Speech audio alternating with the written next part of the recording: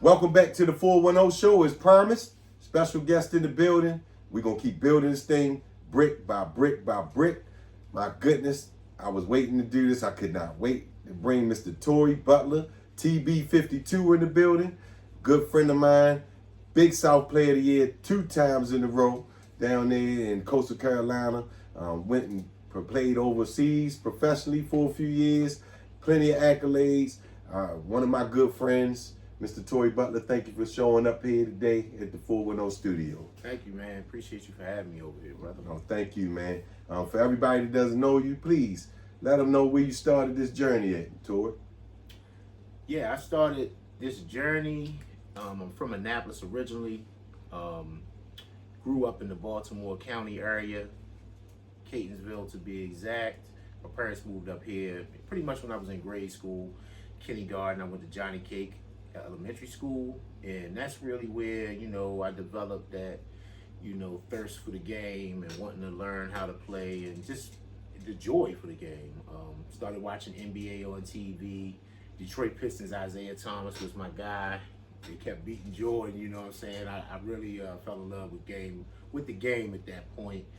And we had a gym teacher at Johnny Cake, Mr. Tyrell. Used to play 1s and 2s and 3-on-3, 4th and 5th grade. So, you know, that's really where, man, I developed my love for the game. Okay. And then I know after that you started playing for Adrean, prestigious organization there. Yeah, man, great. Cutting your cloth there. How did you feel that was going for you early on in Adrean? It did not go well. It was a learning experience. I had no idea how to play basketball. I was still shooting a shot from my stomach. I just like to play. You know, I came out there, I didn't know nothing about 3 seconds in the paint. I got like 7 3-second calls. You know, I asked guys what we was playing to the first game. I was like, yo, what we playing to? They like, playing to? So I really didn't know what they knew they needed to hurry up and get you the rule book.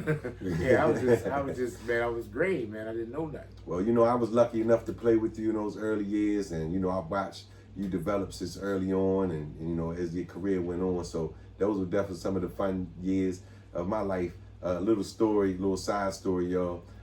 Me and Torrey were on the same team, and you know, basically Torrey was the big guy passing the ball down low. That's what he was doing. He was operating down low. So we were playing Nintendo before the game one day. We were in Walden Circle, and I forget what game we were playing, but Torrey looked at me and said something to the degree of either if I didn't let him win or I didn't let him play, that he wasn't passing me the ball the whole game, y'all. That's how he used to do me all the time. He might not remember, but he know I'm not lying. That's how he used to do me. Good times, y'all. But all right, anyways, Adrean goes on, man. After that, what happens there? Do you end up going to the Woodlawn Woodlawn High School, excuse me? I know you weren't too far away from there. Would you have went to Woodlawn where you at right there? Or that was Catonsville? I could have went to both. Okay. I could have went to both. I would have probably went to Catonsville, but Woodlawn was my zone school. I could have went to Woodlawn, and you know, either one of those schools, if I took my talents there, we would have been better. Woodlawn, we would have been tough. But how did you not end up going to Woodlawn? Well, what ended up happening is, like I said, my sophomore year, I started, you know, that's the first year when me and you played together. That's when I vastly improved my game. My brother helped me with my shot over the summer going into my 7th grade year. And, you know, I was shooting from my stomach. He put my shot up over here and said, man, just perfect shooting it from over your head, man. He said that way the defenders can't block your shot. Changed my whole game. Changed my whole, everything changed. Like, from that point on, I was hooping, like, against anybody. You know what I'm saying? So, that 7th grade year made all the all-star teams, led niggas in scoring. Then, what was that? 8th grade year, shoot, I led the whole thing in scoring over guys who was older than me, whatever. So, you know, that really changed my game, man, that year. And it, you know, allowed me to, you know what I'm saying, play on the AAU team with the Annapolis All-Stars. Okay, They okay. ended up seeing me. Was So, that was your first AAU team, Annapolis All-Stars? First AAU experience. We went to Florida, got a chance to travel out of the state and play against the top players in the United States that were in the 8th grade. So that was really like my first time playing against the best. Okay. And where did that lead you to after that? Kept playing with the Adreco travel team. Ended up playing in a tournament up in Howard County. My man Pat Clatchy, you know, best coach in Baltimore City history. Absolutely. Ended up seeing me up there, man, and you know, started recruiting me, and he was at my house like about a week later. Very strong recruiter. And like I said, we were just talking about Coach Clatchy on the show the other day. Same thing like Torrey just said. I feel like Coach Clatchy has to be the best basketball coach in Baltimore history. And like I said, that's high school basketball, that's rec league basketball, that's whatever form of basketball you can find. 850 wins, and we were part of some of those wins. So I feel grateful to be part of that kind of legendary history stuff there. So shout out to Coach Clatchy, and hopefully we'll be seeing Coach Clatchy down here soon at the 410 studios as well. So he reached out, he came and found you, smart man. He knew exactly what he was looking at. So you get down to St. Joe. Tell me how that all worked out for you when you got to St. Joe. Okay, I got up to St. Joe, played 9th grade, played JV, started on JV. The coach up there was Tony Martin, another legendary coach in Baltimore, you know, great coach. He was a JV coach up there that year. And we ended up winning the JV championship. Big Corsley was on the team. Big Corsley Edwards, shout out to my guy. We ended up winning the JV championship, which was great. You know, first time, playing JV, win the championship that first year. So and Coach Martin now coaches at the rival school, Mount Carmel now, I believe. So we probably be seeing him a little bit this year. We're gonna see a whole lot of St. Joe. Yeah, absolutely. So, you know, I know he was one of the stronger coaches in the league. So that was your freshman year. What happens after your freshman year? Okay, freshman year, ended up going to play in the AAUs, and we took our entire JV team. We finished third. The only teams that were ahead of us were Cecil Curry and Oliver. I ended up playing against Bentlow, dropped 30 points against them, and that's when I started to attract attention to Bucky Lee. He came up to me and said, "Why don't you bring your talents over to Oliver?" And Oliver definitely had one of the strongest programs in the city at the time. A lot of great players on that team. And I know you got a chance to kind of get your game and do different things than you normally would do with the St. Joe team with them, being as though they had different talent levels and stuff like that. What happened after that? Did you end up playing for anybody else, or was it just strictly playing for Oliver and, you know, honing your skills, getting ready for that next year in high school? It was just Oliver. Just that summer I played down there, man. Bucky always had the gym open. You know, it had some of the best players in the city. Probably 5 of the top 10 players in the city were playing down there every day. So, you know, iron does sharpen iron. That's right. When you're That's playing right. against better players, you will get better every day. And, you know, the people who can't play, they got weeded out. We got them out of there. You know, it's no fouls in that gym, no out of bounds. So yeah, and you had to have some heart to play with Bucky. It was just simple and plain. If you didn't have heart, you weren't gonna be able to sit in that gym too long, because he was definitely gonna get you up out of there. yeah. That's for sure. So okay, yeah, we going into, what was it, junior year, I believe. We had Dan Wire on the team. Dan went Wire. to University of Detroit. Okay, Hit the last second shot to beat UCLA in the tournament. that's right. He Iconic sure shot. did. He You know sure what I mean? did. You pull that up on YouTube any day. Danny So Wire. that's my guy, man. He was a starting center, first team All Catholic League. You know, You mentioned Corsley, I think. Corsley played on the team that Yeah, year. yeah, You know, Corsley. Corsley played in the NBA. You know, played overseas. Had a great career playing overseas. Absolutely. And you know, we had a strong team. Corey could hoop. Corey could shoot the J. Nice handle. You know, crafty.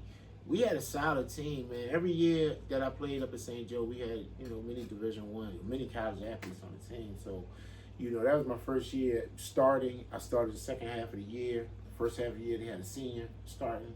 And then I started the second half of the year, you know, little bit of smoke, you know, when I took, you know, the seniors position, but it was gonna happen. As for the next 2-3 years anyway, I was gonna be starting. So right. Coach just made the move. Mm-hmm. Well, that's what's up, man. I know after I guess your junior year, senior year, big year, you're getting recruited. Got a bunch of people trying to figure out if you're gonna come down there and bring your services to their school. And then, man, you show up first day of school, you're in the lunchroom, and man, you see a familiar face. Me standing there looking at you, you asking me, what you doing here?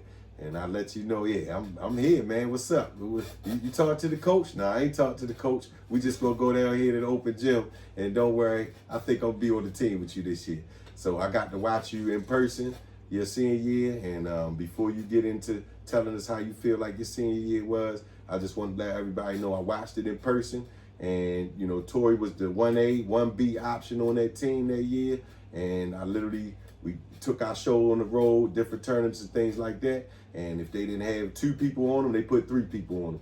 So whatever stats, whatever he was able to accomplish that year, he did it with 3 people hanging on him all year. Torrey, how you feel like that year went for you?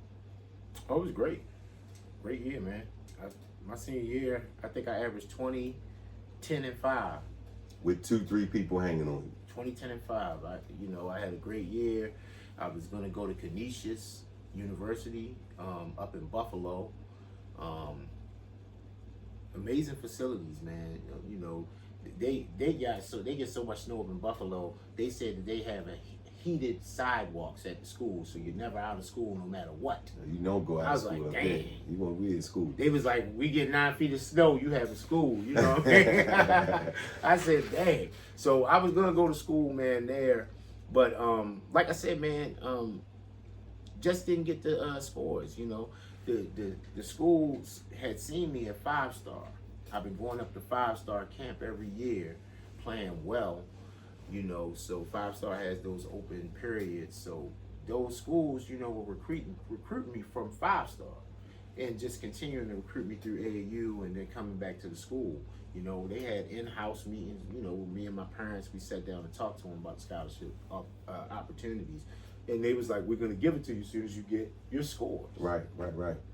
Well, I know you were working hard trying to get your scores up. And then on the back end of that, I know you were going on different visits trying to figure out where you wanted to go. Was there a particular school that stood out to you while you were on your search there, or it was just pretty much? Man, I wanted to go to any Division I school that was offering that ride. Straight up, I don't care where it was at. You were going. I was going. So the schools that were recruiting me, I was gonna take them seriously. I wasn't getting recruited by some Division I, 2, some Division IIs. UMass Lowell, which they're Division I now. Bryant, I believe, was recruiting me. They're all Division I. Right. All those schools that they would recruit me to, but they're now Division I. But they would recruit me back then. But my mind was just like, nah, I'm a Division I player, based off of how I played against all of these guys in the city, in AAU, the Catholic League. You know what I mean? I was out playing guys, man, who were also college players right in my city. So I knew, the level of, you knew you were a D1 player. So Absolutely. D1 player. No doubt about it. So we end up trying to figure out where we're gonna go to school, and who comes finally get your services. Well, Coastal Carolina, Pete Strickland. He flew me down to Myrtle Beach on a visit. My first time in Myrtle Beach. He flew me down there for a visit. Let me check out, the facilities, and, just took me out, man. Let me, enjoy the beach weather. We got on some hovercrafts, rode the hovercrafts around, ate good, ate some great seafood. I had a blast on the trip, man. Best trip. Showed you a great time. He was a good host. And it was Black Bikers Weekend. Oh yeah, so you couldn't go wrong with that. I said, is it like this year round? He was like, yeah. No, it ain't going well, it ain't like that year round. But they sold you on. They sold you on. So I'm glad. Look, I got to come down there and visit you down in Coastal Carolina.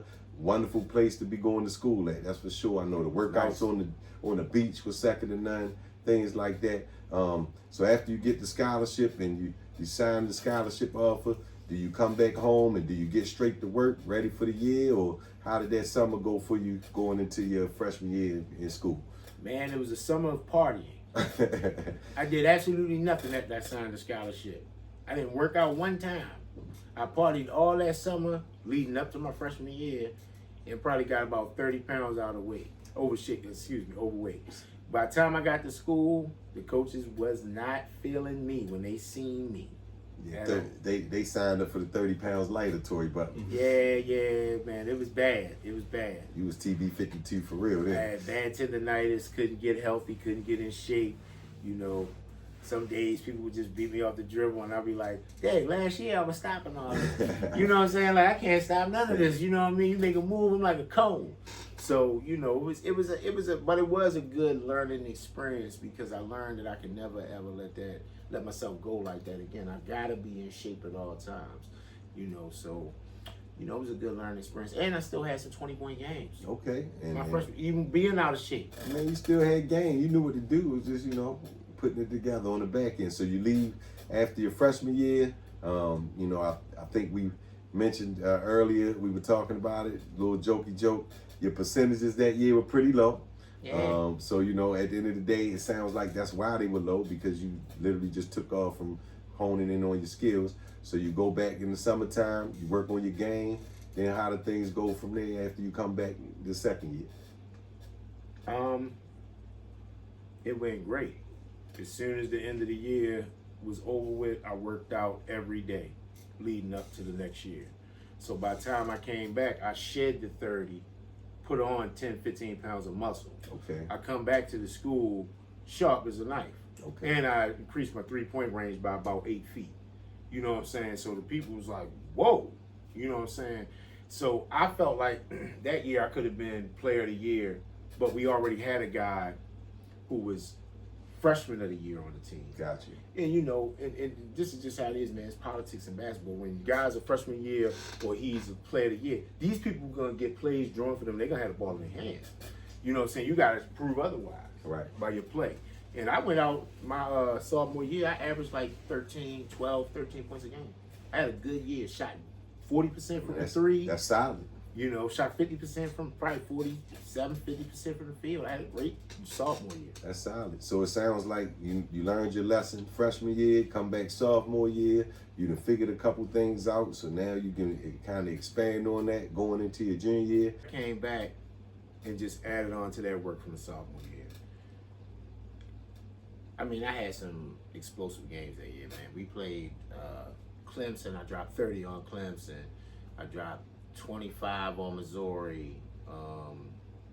Who else we played? Played Florida, 18 and 12. Everybody, yo. Like, I had multiple 30-point games. I think I had like 17 games and 20 points that year. Like, I was just killing. You know what I mean? It didn't matter who we played. I was just killing. And my game was so sharp. I could have seen myself, I seen myself making like millions of dollars at that point. You know what I'm saying? Because I was playing with Raymond Felton, right? Okay. And we went to this tournament playing against Dante Calabria, all the top guys in college, yo. We played at Michael Jordan High School, Laney High School. He had this tournament. It's the best tournament, one of the best tournaments on the East Coast.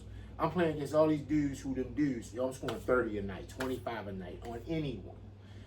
But I had an injury that had been lingering from that junior year. Okay. Guy stepped on my foot and everything snapped in my foot. I actually tore all the ligaments in my foot, and I've been playing the whole time on a messed up foot. So I got to that tournament in the summer and realized, oh man, I might have to get surgery or I gotta get a boot. I gotta get a cast put on this bad boy. So I ended up getting a cast. I opted out of surgery because they were gonna put screws, pins in it. It was a mid-foot sprain. So they were gonna, basically your foot is flat. My left foot is flat, my right foot got an arch. The dude tore my arch when he stepped on my foot, just ripped it. It sounds painful. So that changed my game. I didn't have the same amount of explosiveness, and I knew it. You get what I'm saying? Before that, man, I just get it and dunk it like that. Now it had to be, I had to try with all my might. You know what I'm saying? That changed my whole game. But that year, when I worked out, I adjusted my game. You get what I'm saying? I was like, let me adjust my game and start doing some different things. So I ended up coming back. I redshirted my whole senior year. which was cool. I just sat down and became a regular student. Most guys that play college basketball never ever redshirt, so they never ever get to sit back and just be like, yo, I'm a regular student. I was just getting out of class, studying all day, you know what I'm saying? Be like, damn, yo, I can actually get good grades now. I can actually study. I don't gotta be at practice. You know what I mean? So it was good, man. I would just go hang out. We go down to the hot tubs, you know what I'm saying? Go down the hot tubs at the beach, get up in the hot tub, get my body right. That's right. So the next year, I had a good summer, man. Came back and repeated. We played a great schedule that year, man. I had some 30-point games. Ended up averaging 18 and 18.6 and 6 rebounds a game. That was good enough for Player of the Year. But like I said, it wasn't the same. The year that I won Player of the Year, the first time, I could have scored 23 points a game. Like, I was scoring that quick work. You know what I'm saying? It became so easy at that point. Right. But when I did it the second time, it didn't come as easy, but it was still a great year. Because the first year, I shot like 50% from three. I led the nation in 3-point shooting. And my college needs to get that right. They had me at third in the nation. No, I really led the nation. We're going to check Wikipedia and see what it says. It's right wrong, yo. I've checked it many times. Let's see what it says right here. I led the nation in 3-point shooting. Let's see what we got. When you look at my stats say I shot 50% from three. When you look at who led the nation in 3-point percentage in 2001, it was me. My guys down at my college, they need to get that statistic right. And it looks like that expansion ended up winning you not one, but 2 Big South Player of the Year awards. Which, once again, just you being my friend, man, I'm proud of you. I'm going to just say that to you in front of everybody. I'm proud of you, man.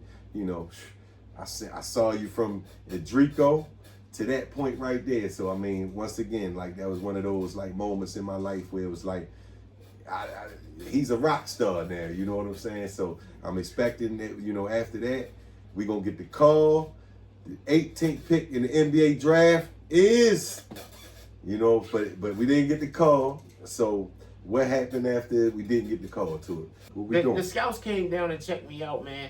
You know what I'm saying? But I know that my game wasn't the same. You get what I'm saying? Right. So at the end of the day, I got some workouts and I ended up going to play my first year over in the UK. Okay.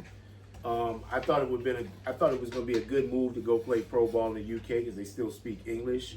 And it'd be a great opportunity, to learn about a different culture, man. And those people over there, man, they treated me well. Shout out to the UK, shout out to Ireland. And that was the Cork City Demons, right? Yeah, man. Shout out to them people. They were good people, man. The food was amazing. And they were friendly, just a great place to live, man. I could have lived over there the rest of my life, to be honest with you. And so you played there for 1 year, then went over to well, last summer I ended up going to a camp, man. My college coaches or whatever, they had like a camp, and it was like a pro camp up at New Jersey NJIT University. They're Division I school now. That's where it was being held at, man. It was a tough tournament. Then they also had a tournament out at, I believe, Mount St. Mary's as well. And it was like an invitation pro scouts. I mean, come there, they probably had about 15, 20 pro scouts out there. It was pretty cool. So I did those camps and just played in all of the pro-ams and just got ready for the next year. The next year ended up going over to Austria, man. Austria was another amazing place. Austria is right under Germany. you was a swan out there. Right under Germany, right over top of Italy. So, I would hop in my car, go down to the Autobahn, But my first year in Ireland, though, man, it was a good time. I actually played a year out there. You know what I'm saying? I think I averaged like 25. Okay. Something like that. I had some really good games out there. The next year the years I played with Jamundin, with the Swans, I was playing with, we had like 3 7-footers in the post. So we were huge, and we had a 6'6" point guard, and we had the player of the year on our team, this dude named DT. So I just was a complimentary guy. They would be like, look, you score 15, you're good. You know what I mean? That's what they used to tell. They'd be like, look, yo, score 15. Because one game, like, I was so used to scoring 25, 30, like, you know, they'd be like, I'd be like, yo, I know I played like shit tonight. They like, no, you had 17. No, you played good as shit. Right. You know, so I just had to make that adjustment, man, to playing pro over there. You know what I mean? So I got about a year and a half over there, man. And ended up hurting my leg and coming back home. You know, and that really was the end of my basketball career. But, you know, I still ended up coming home working with, you know, the youth in the community. Yeah. And I still got plans to work with youth right now as far as training them. You know, I think it needs to be more coaches like myself. I kind of just been working these last 20 years and, you know, trying to get myself established in other ways where I feel like, man, I should have established myself in this coaching game, you know, training kids. So I feel like I need to get back out here, man, and start giving back, you know, in that way. Because it's a lot of coaches out here, but it's not a lot of coaches with the real knowledge and the know-how, people that actually did it, you know.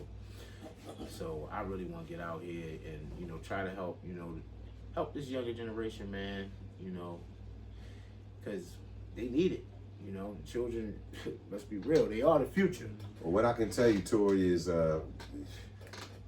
410 show and everything that we're about, that's exactly what the movement we're trying to bring about here is. Definitely get out here and get our hands on some of these young men and young women and start trying to do what we can do, doing our part to try to push them to the best that they can be moving forward. So that's definitely something that we want to do here. So I invite you wholeheartedly to come along with me on that journey, and let's try to do what we can do. Let's try to change our little piece of the world over here at the 410. Yeah, man. People, you know, we all need good parents. We all need mentors. We need good uncles, good brothers, you know, or just good people in the neighborhood. You know, we used to be a village at one point, and we done lost that. It's lost. So where do you start? You got to start with ground roots. It starts with us. You know, us guys in here, you know, getting together. But man, Mike might be doing good stuff as well. You know, there's a lot of brothers out here doing good stuff. Corsley's doing great stuff in the community. But it takes for, you know, all us guys to get together, man. You know what I mean? And, you know, start doing the right thing, man, and supporting each other. And, you know, changing it, you know, one person at a time, brother. You know, brick by brick. Brick by brick. That's the motto right here on the 410, man. I'm here to tell you, I can't let you go without one thing here, Torrey. I appreciate you coming in, but I got to put you on the spot real quick. You know, I gave you the heads up, but I got to get it from you. So everybody that comes in here and sits down with me, whatever years they were in that decade, I'm going to ask them to do something, and it's probably going to get controversial, but hey, that's what we're here for. We want a little debate. That's what we're trying to do. So, Torrey, I want you to give me, if you have to pick a 5 in the 90s right now, any 5, give me your top 5 that you're taking for all the marbles. Yeah, top 5. All right. Not just top 5, a team. We need a team. We gotta go win the gold. Who we taking over here to win the gold from right here in Baltimore? Yeah, my 90s, and Carmelo is not in the 90s. No, he went. Yeah. So at the end of the day, I'm gonna take Mark Archer, Juan Dixon. At the center position, I'm gonna do Sean Hampton. Point guard. The point guard is tough because I got Shante Rogers and Tay kind of like tied. You know, so you know what I mean. They kind of like tied, man. But, you know, you can't go wrong with neither one of those guys. And then at the other position, I think you got like your Johnny Hemsleys and your Kev. Rest in peace to Kev Smith. Kev Smith. Never seen how good he was gonna be because we all know, unfortunately, what happened to him. But shoot, he would have played in the big. He would have been big time. He was tough. So, those are my guys. Like I said, Tay and Shante kind of like a tie. I would take, if I had to just pick one, it might be Shante, because I played against him recently. in like 40 and over leagues over the last 5 years. The guy's still nice. Yeah, cause you still playing the men's leagues right now. You playing down at man. the Play UA the Center, UA right? Center. Shout out to Big Les, man. Come down there. It's good ball down there, man. It's a hack fest. Well, it looks like the 410 show gonna have to pull up down there at the Hack Fest. Then we're gonna go check it out. But, It's like some 1990s Charles Oakley, Xavier McDaniel. You know what I'm saying? It's all of that, bro. You go to the whole. Whew, God bless you. we're gonna have to go what I mean? see what's going on down there. Torrey, I'm gonna let you go. I know you got a lot going on. You just spent a lot of time with us today here at the 410 Studios. My goodness, I told y'all, brick by brick. So please, if you see Torrey out there in the streets, go ahead and give him his flowers, y'all, because he definitely one of those guys that did it here in the 90s. And now he's helping out the kids, and he's part of this movement for us to try to better this community here, y'all. So, once again, I love you, Torrey. Appreciate you coming down here. For everybody that spent some time with me today, appreciate you all. Stay tuned. There's going to be more and more great stuff going on down here at the 410 show. Till later, be safe. We out. Thank you, brother.